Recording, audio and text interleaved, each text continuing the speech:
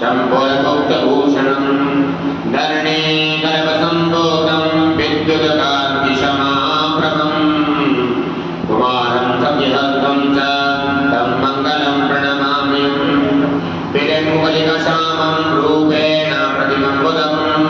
सौम्य सौम्य गुणोपेतं तं बुद्धं प्रणमामि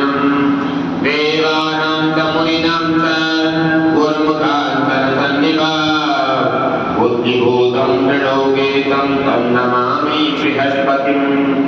हिम्बकुन्दमृणालाभं वेद्यानां परमं गुरुं सर्वशास्त्रप्रवक्तारं तं भार्गवं प्रणमाम्यहं नीलान्दं समाभासं रविपुत्रं यमागतं छायामार्तण्डसम्भूतं तं नमामि शनैश्वरम् अर्धकाये महावीरं चन्द्रादित्यविमर्दनं सिंहिकाकरवसम्भूतं